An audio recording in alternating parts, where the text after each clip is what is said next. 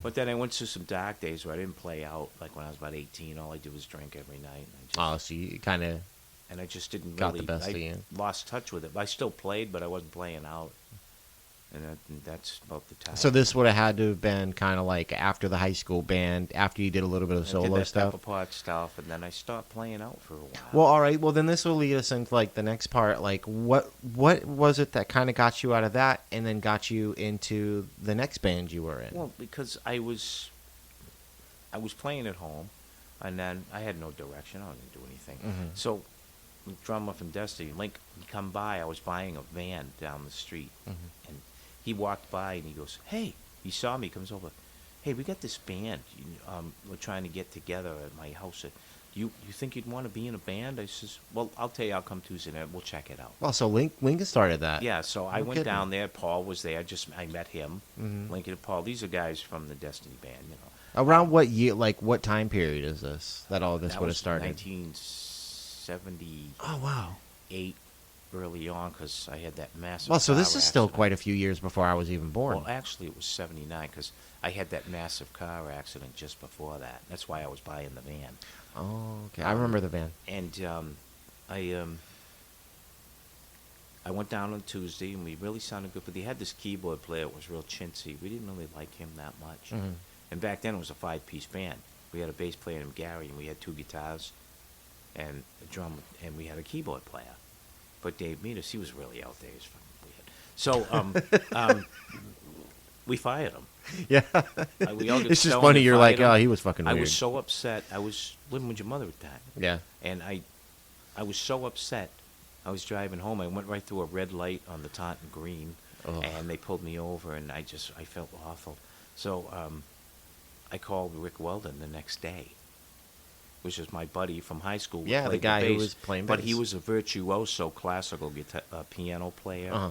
and everything. And then he joined the band, and then things got real solid. Yeah. And Yo. So we tried to be a rock band. Ricky is. He's impressive. Still. Yeah. Well, that's what I'm saying. Like, But he is impressive. We tried to, be a rock band for a Mhm. couple of years. We were doing like Skinner music, and we thought we were hot shit. But in the end, we weren't making it in that world.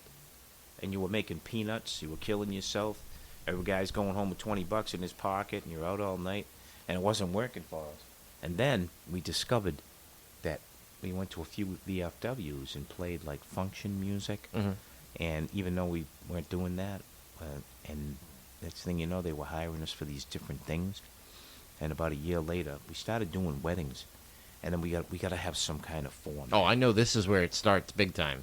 We had to have some kind Yeah. of format. So Lincoln was a computer genius. So he made us these contracts, Mhm. and then we filled them as we went. We started fixing them so that they would have fill in the blanks for the bride and groom, Yeah. and they would. So write they're in- like wedding entertainment contracts. Yeah, well, Wow. we were pioneering that. So they would write in what they wanted Uh-huh. for a certain thing, and they got to choose 2 songs, one for their wedding song and another one during the day they wanted us to play that we would learn new. So then our wow. repertoire kept growing. So you guys would actually take on, like, if they wanted you to play a new song, you would just be like, yeah, We'd we'll do have it. to go get the recording and learn it. No kidding, man. That's And- actually pretty big. It was hard. Yeah, I bet. And then of course we had to play. The thing about weddings that was good was like the first half of the wedding you had to play like chicken dances and holly gullies for like Oh, God. and all that Listen, stuff. I've never been to a New England function that the chicken dance didn't exist in. Yeah, but Never. what the good part was, we couldn't be a rock band, but after all the formalities were over, we had an hour and a half to play the music we liked and wanted to play. Yeah. So we were doing Skinner and Clapton songs, and we got to play what we wanted. And then, the end of the night would come, we go and play some cheesy wedding song with a bride and groom dancing and saying their goodbyes. And one That- particular one that was cool, we played at this wedding hall called Benjamin's. And Like Benjamin's? Yeah. Like the restaurant? yeah. Oh, I know Benjamin's. and it was nice up there. That's the hoity-toity And, place. There was one particular wedding. It was a massive storm outside. It was my girl from my neighborhood was getting married. Massive storm. Mhm. All the day long, lights were flickering. We kept playing. Right before the last song, everything went out. Oh, yeah? No power. So what are we going to do? She wanted Best of Times by Styx. I don't know if you're familiar with this. I know, yeah. Well, now, Ricky says, "Wait a minute." He goes down to the van. He comes up with a little plastic Casio keyboard. Turns it on. So me and him and Paul stood around this keyboard and sang a cappella, the 3-part harmony for Best of Times. Everybody was holding candles. It was Jesus. a very, very a moment you'll never get back. And boom, this was cemented. You guys were And- like the band. And we were like heroes after that. That's what I'm but saying. The thing was, after the song was over, it was an act of God. When the song was over, the lights came on.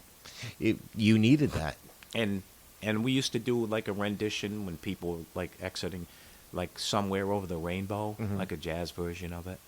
And that was a big hit. See, it's so cool, man, because like it was you. This is what I was saying at the very beginning of this. You know, there's so many people with these stories that have these amazing stories from start to end that they just either they're not in the right place at the right time, or No. you know, it was just a missed opportunity somewhere. And it amazes me because I truly believe that there are better people out there undiscovered than that are in the there's spotlight millions of right them. now. And every time you think you're hearing the greatest thing ever, You- somebody else will come. They talked about Eddie Van Halen, which will never be duplicated. No, he's a man. He was like a genius, like Rest way in out of his peace. time. But there's another guy coming sooner or later, probably 10 years old right now, that's going to do something Well, better than that. You know, that's my argument about Hendrix. I love Jimi Hendrix.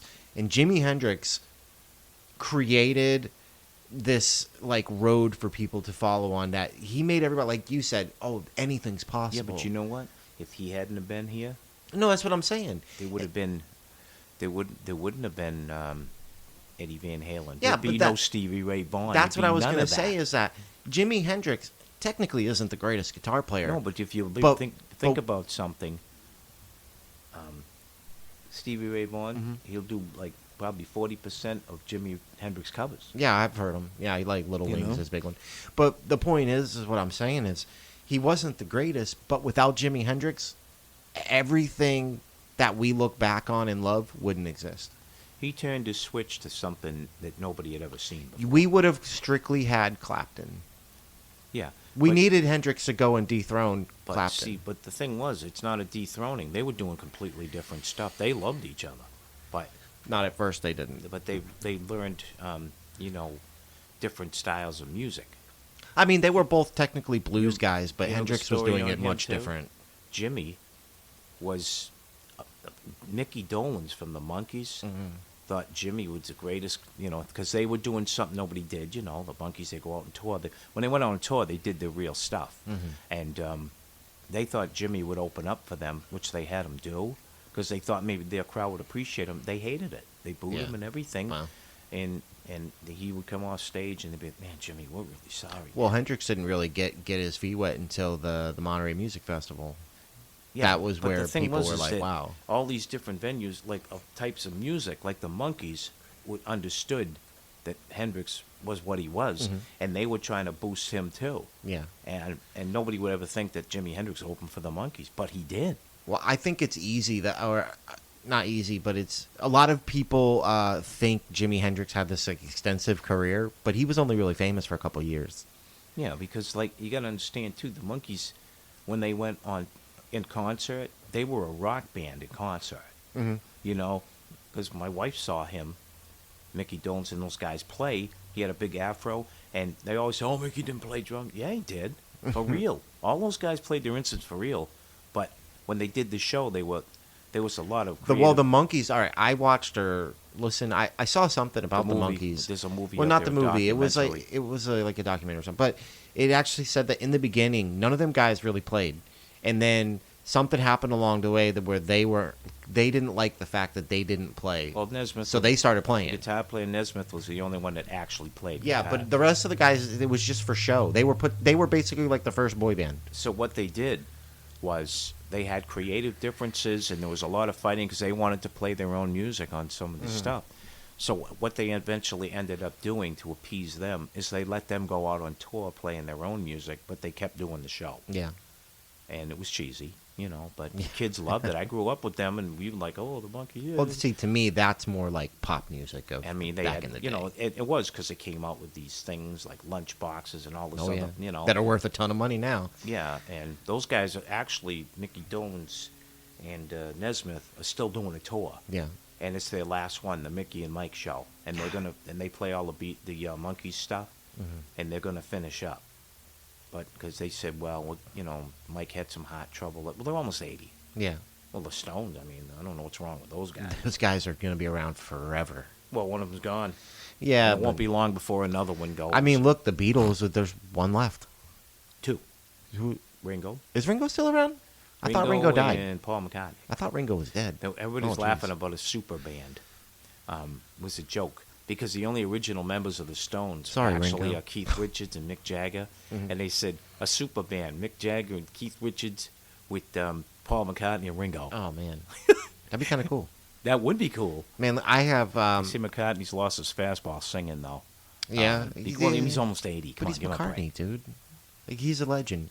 You know that Mick Jagger goes every day and practices his moves. Mick Jagger is a freak, man. Like I don't know how he still. He does weird stuff. But he's so like for as old as he is, he's still up there doing it. He's a funny guy. They did a show in North Carolina, and the night before he went out to a local bar. He had a baseball hat on, and he just ordered a beer, and he was standing out on their deck drinking a beer. And nobody knew who he was. Yeah. Well, it's crazy. Like Keith Richards, how is he alive?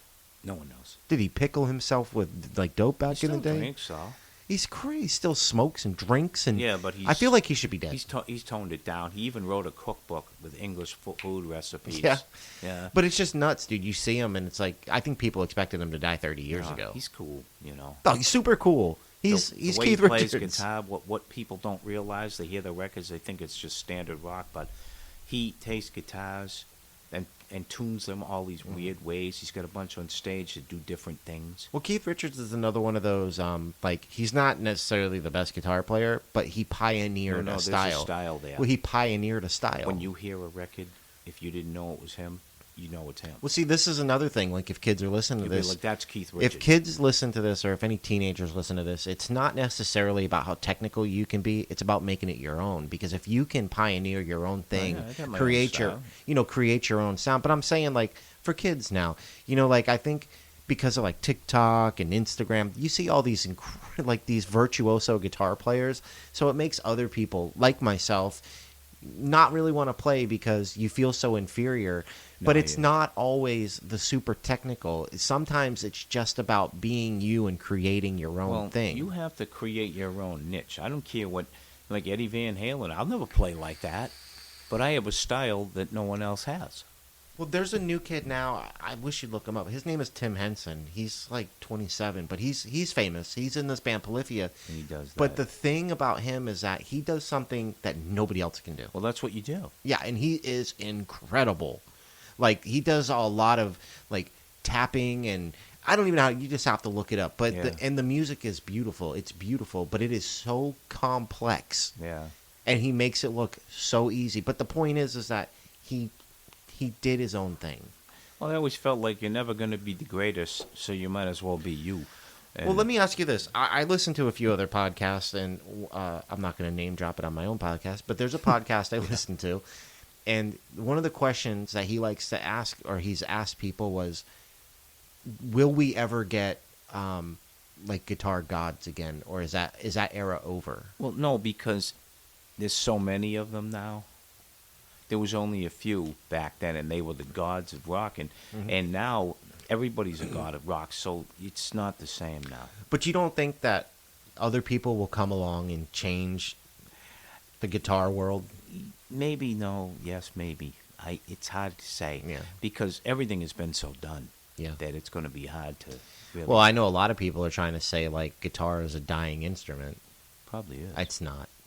Depends. You ask Now- anybody out on the street, when you think of, like, a band, what's the you gotta one have a guitar, instrument you yeah. think of? You can't, I don't know. You They just, got buried in the 80s a lot, with synthesizers? Yeah, because Yeah. the guitar took a second, a second to the keyboard stuff. Mhm. And that's the way it was. I can remember playing songs where I play like the progression of just like 2 or 3 notes, and that was all I did in the song, because it was primarily a keyboard song. Yeah. But we managed to mix that with actual rock songs.